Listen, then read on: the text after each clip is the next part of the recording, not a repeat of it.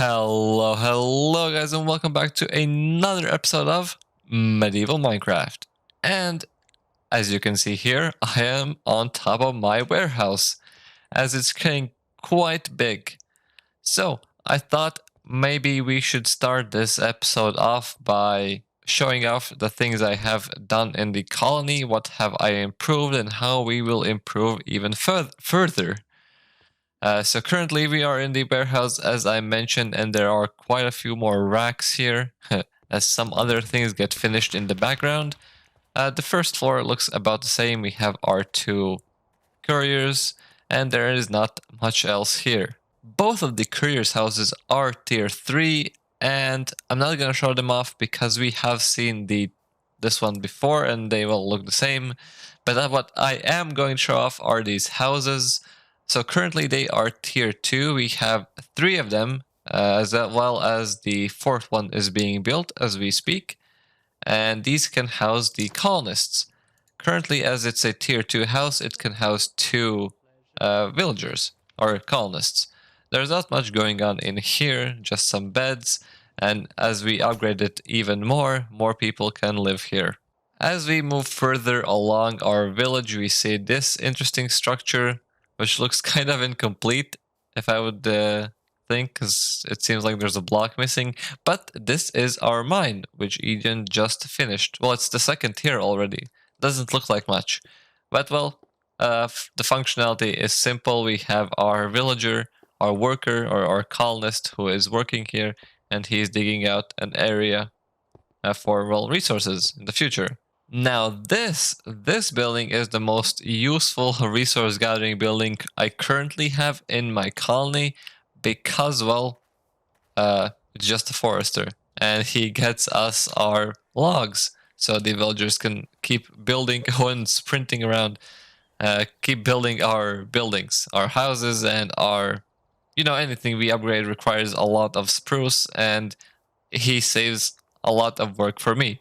We can quickly go over some of the settings in this forester's hut. Not much here. You can choose the saplings he will plant or replant if you have the replanting option selected. I'm not sure what zoning mode does, but another thing I have set up is a certain area or restrictions for the forester to a working area, as it says in here, for the forester to use. I only have planted some spruce around, and he will, well, only chop down spruce trees, which is what we need.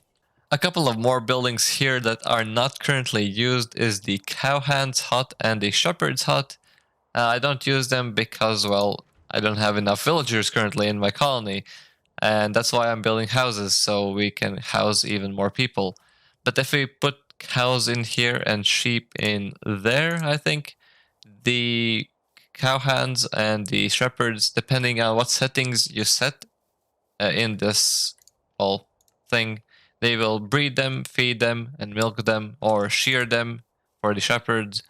Yeah, but currently this is not functional. There is one more building hiding behind the warehouse. As we can see here, it doesn't look like much, but this is the university. It looks kind of damp, kind of destroyed, but this is only a tier 1 university, so it usually looks pretty bad.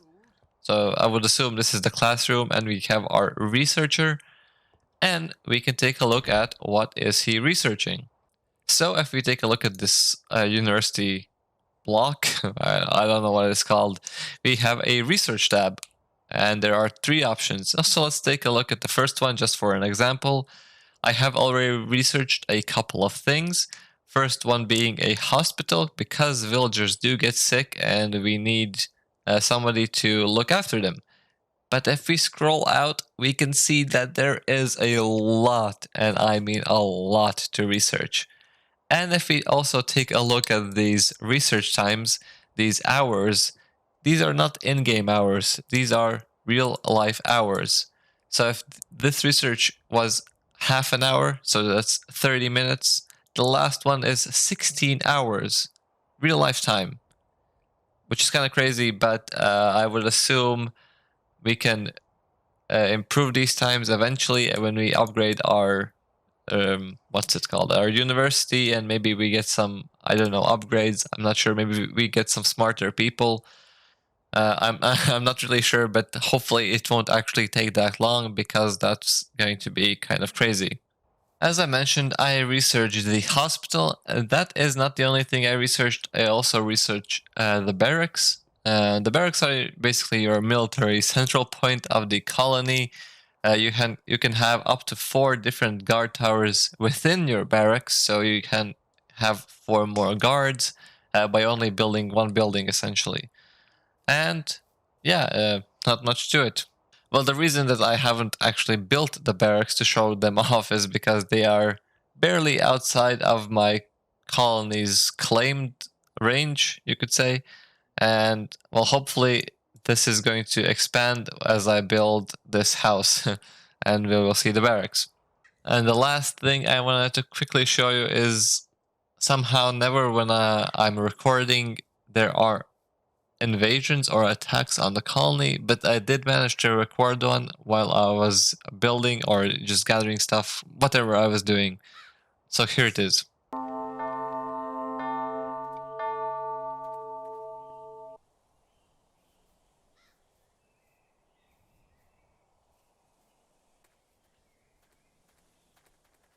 I'll be back! I'll be back! I'll be back!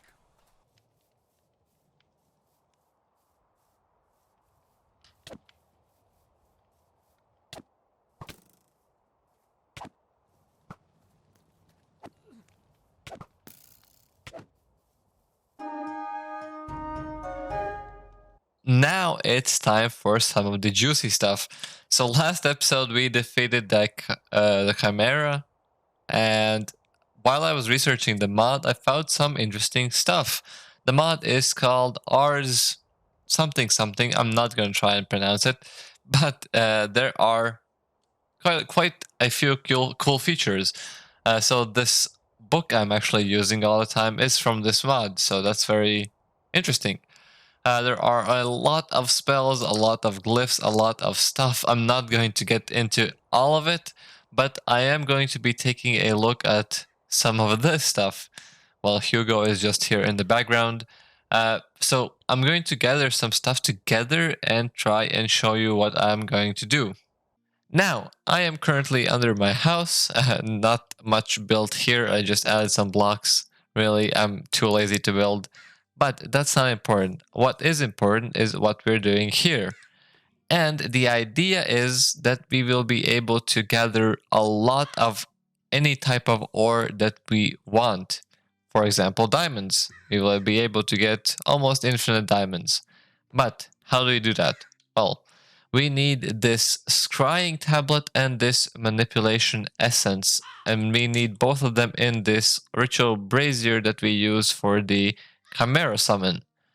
So, I'm not going to be getting into too much details about the mod because I don't know enough myself, but I have gathered some stuff here. The base resource or the base mana of this mod is source. It's called source, and you collect it in source jars. Uh, the easiest way I found to collect the source is with this volcanic source link. There are different ways to gather it, but the volcanic one is it burns fuel and it grants you source. Very simple. So we can even attach hoppers to it. I might dig out a bit more here. Let's do it like this. So we can attach hoppers into here, put on some chests, and we burn some of this blazing archwood. The video I saw said the blazing one is the most efficient one. I'm not sure if that's true, but this would be nice. I managed to mess it up in the first few seconds, so we need those pedestals before we can pump it into the source link. So technically, if we throw some archwood on the ground, it will consume it and turn it into source. So if we place down a jar over here, maybe we can throw a couple on the ground. Yeah, and it's filling up the source jar. But this is a good way of automating this process. So these pedestals will, I guess, display these pieces of a log, and the source link can pick them up and then fill up the source jar. Very simple. So we can put down a few more, We will probably need them. And let's fill up these chests as well. Well, what do we do with all of this source? Well, this imbuement chamber is kind of a way to craft things in this mod. It needs some pedestals around it. I'm only going to be using, 3, because I don't think anything we will do today are going to need more than 3.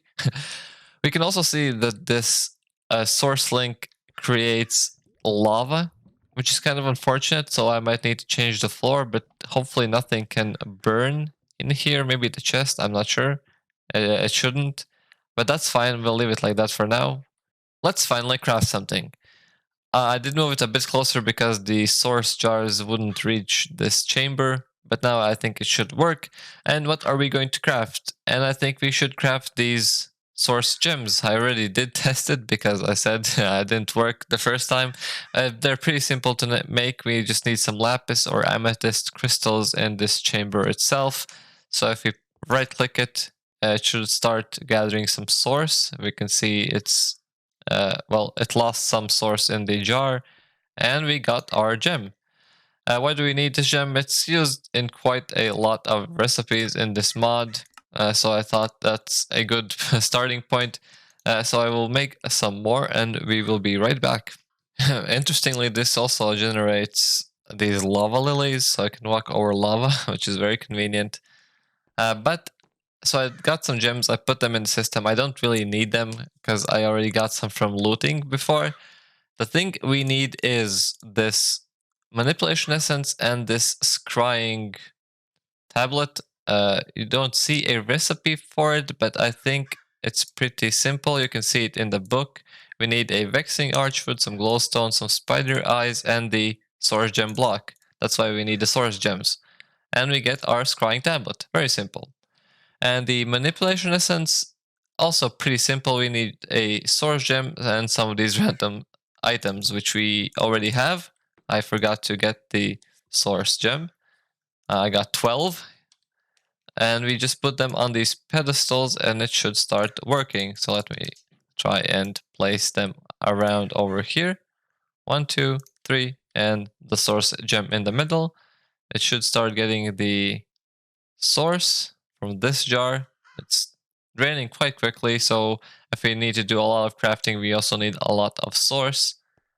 But I think that should be enough. And it is. Oh, and we actually didn't lose the items, which is interesting. So that means you only need the source gems to make some more manipulation essences. The last thing we need is the actual ore we want to mine or to find. So I got a silk touch diamond pickaxe. I already had a enchanted book from looting before, so that was very simple. Only thing I need to do is find a diamond ore. And the moment of truth, I did find some diamond ore pretty quickly because, well, these mines are quite long and there's, there's bound to be some diamonds in there. Now we need this ritual brazier, which we did use for the summon. We use this tablet. So we see on the top left, the conditions are unmet. We can drop in a diamond ore or not. Oh, so it is item consumed, deep slate diamond ore. We can also add this manipulation essence to increase the duration of this buff. And now we need to be ready to start digging.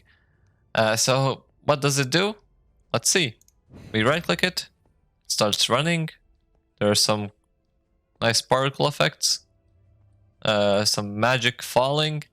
We should start getting a buff in just a second here. This mod looks good for Minecraft.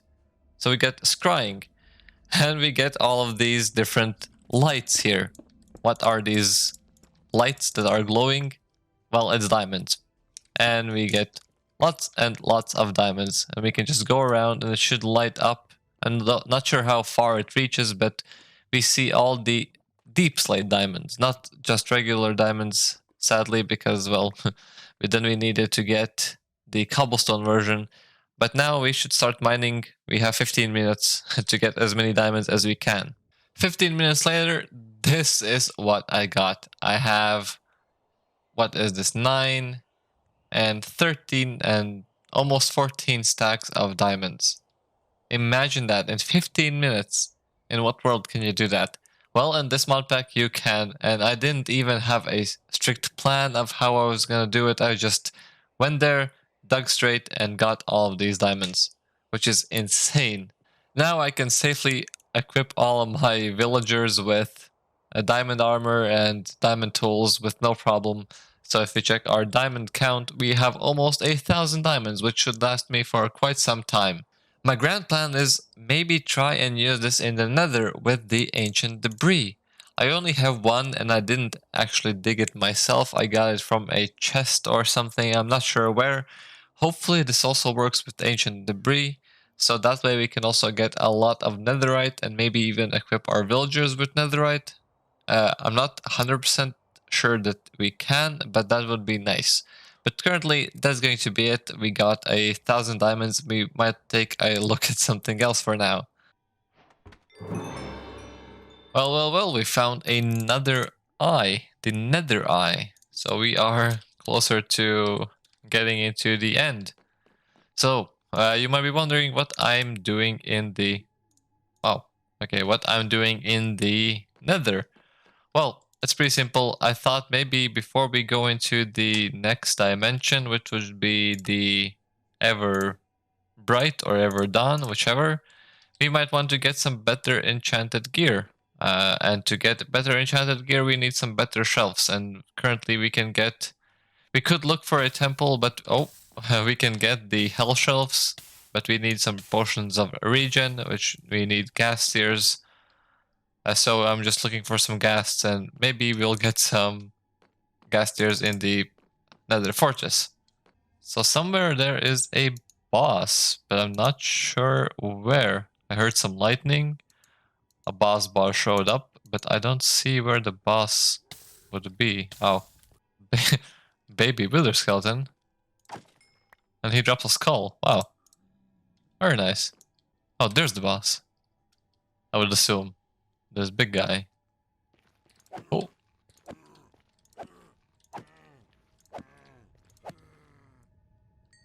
What did they give?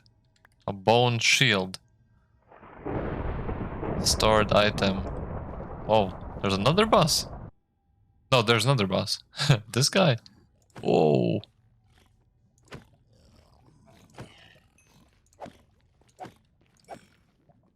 What did he give me? A chilling aura necklace. And we have our rows of hell shelves. They might not look the prettiest, but we can get level 45 enchantments. So I made a couple of netherite pieces so I can replace my current setup here. Hopefully we get something good. I don't want featherweight, so I might enchant the helmet. First, only protection 4, but let's see what else we get. Delving into magic. So we got Aqua Affinity, Mana Regen, Fire Protection, and Protection. That is, well, amazing. So we got a level here as well. What is the summit achievement? Enchant an item at level 45. That's pretty good. So we're going to replace our helmet here. And yeah, so I'm going to prepare some more gear and hopefully we get... No. I'm going to prepare more gear and hopefully we'll be ready to face some harder enemies. Finally, after years of preparation, we are ready to go to the Everbright. I can quickly show you my gear. I added sharpness 5 on this with a book. I enchanted some other stuff and I added feather falling 9 and mana boost 7. Yeah, 7. So you can see how much faster it regens and how many times I can actually use my book. This is the only book I use, but still it's quite useful. So let's build the portal. I would assume it's the standard sizes you would expect from a portal. Let's use dirt for now. Oh wait, it's supposed to be bigger maybe? Let's try this. And nope, it lit up. Oh, I can do this so it doesn't look as bad. That's a interesting sound, that's for sure. And let's go! Okay. The sound is quite irritating. I see some mob spawning. And it looks kind of plain, I have to say. So we could check out our quests and what are we actually looking for. We have our Everbright. Everbright is a realm of eternal day and frigid cold. Home to large beasts and ethereal mobs. Sorry, you'll need to keep an eye out on your back as you transverse through this world. Be sure to watch out for snowstorms that bring thick fog and more enemies than usual. Okay. Oh, and I also have a book here. What does it say? Find the blinding dungeon and defeat the summoner. It's been told that the summoner has been working on a secret project, possibly something more powerful than him. Okay, that sounds kind of scary. So I would assume we kill the summoner and the bigger, or whatever you want to call it, thing he's working on is a starlit crusher. Okay, so on our way to look for dungeons, I guess.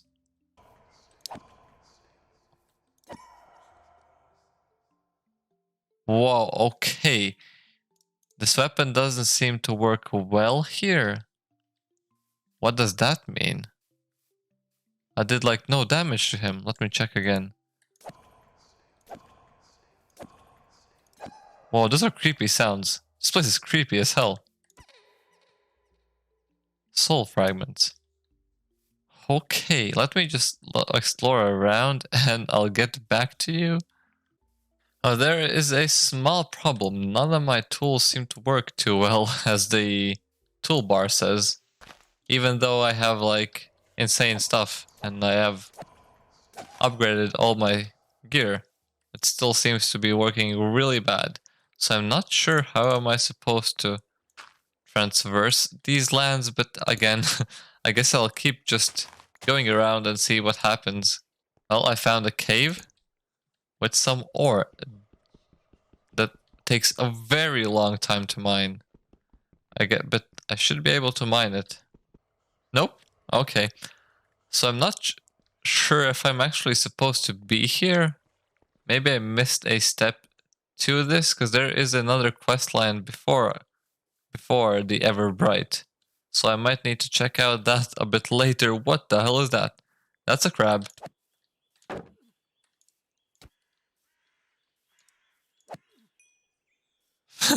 Okay. Yeah, I can't even punch the wood as I'm supposed to.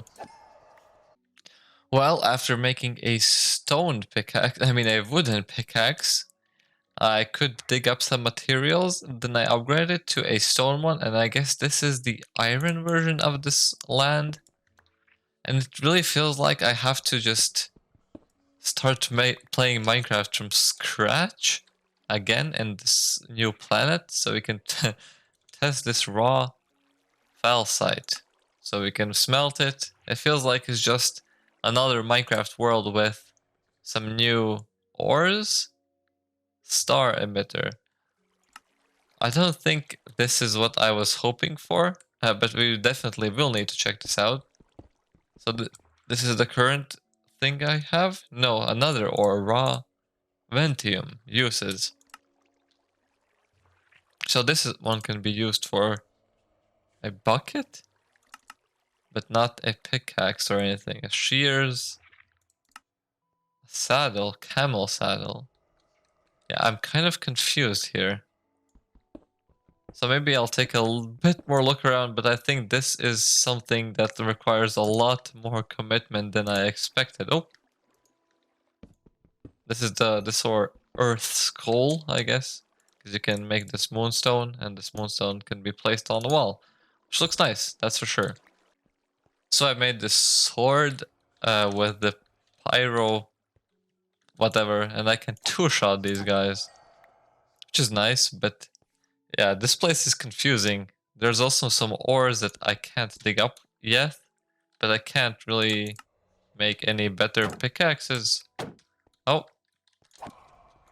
So I'm kind of confused. Still, this place is very confusing. So this looks like a material I need the next year. It really feels like playing Minecraft all over again. but vanilla Minecraft all over again, but in a bit of a different planet. Yeah, so we make a furnace. We do some smelting. What? Moon shards? How do I... What's a fuel on this land? This? No? Just wood? Well, I can use wood. Now we can use this aquite to make a aquite pickaxe, and it should be better than this one. Pyropy. I should be able to dig up this material. Okay, cool. We're making some progress, but it seems slower. Okay, well, this is interesting. So this is... I can insta-mine with this, but I couldn't mine this ore. But I can't insta-mine with this pickaxe, with the aquite, but I could dig up this special ore. Maybe this is like the gold of this world or something. Because gold is faster than diamonds even, but it has no durability and it can't dig up the expensive materials. Not sure. What is this used for? We get some charoite, and we can make even better tools. Okay, we're making progress here, and we can make armor even, which is worthy of diamonds. Okay. Tough to beat. A gemstone. Oh, whoa, this is even stronger. Okay, this is... how much? Okay. Okay, I'm now confused. So this is... I guess technically better than this one? Okay. What is this? Some flowers, a nipa. Oh. Arcane crystal dust speck. Wow. Okay. Can I pick this up? I can. If I plant it again. Okay. Let's just pick it up. Maybe I can grow it in a not so dangerous land. And does this look like a dungeon to me? I think it does. Oh, it does definitely something. I guess it's time to go downstairs. I hear regular zombies. Oh. This looks like a vanilla dungeon, but in a different dimension. Oh, but my tools still don't work too well here. Okay, that's disappointing. I guess they won't work depending... It's not dependent on the mob, but the dimension. That's sad. Well, guys, it's definitely not what I expected. I thought it would be more similar to the end, where there are a few mobs and some, what do you call them, a few bosses, but not a whole new dimension where it's similar to the Nether or the overworld, you know, where you have different ores and different mobs and everything is, you know, it's like starting a game from scratch. So I'm not going to do that today. You can also see here in the entry of the Blue Skies book that how much stuff there actually is, how many mobs, what kind of, I don't know, everything. So yeah, I'm not ready for that kind of commitment. I wasn't expecting that. We might check out some other quest lines first. We might do the Nether or the Undergarden. Not sure which one first, but we'll leave those for later. So the reason I'm down here is actually I wanted to show you what I did with the mob farm. I expanded it to 4 blocks here. You can maybe see on the map. So it's 4 different cubes. Each of them has a spawner, and when I stand here, all of them are active. So the mobs spawn and fall down here, and I can just, you know, hit them once, and all of them die, and I get their XP. And also I attach this system to the mob farm so I can easily see what I got and, you know, get these bags out of here quickly. That's going to be it for today's episode, guys. I'm sorry it had to end like this, but I am a little bit disappointed of how it turned out. I thought we might, you know, actually get to do something in the new dimension, but, you know, I did all of this preparation and it was all for nothing essentially. So that's why I'm a bit disappointed. But next episode, I'm going to try and maybe prepare and do something else. Maybe we do some other quests. We'll see. But until then, bye bye.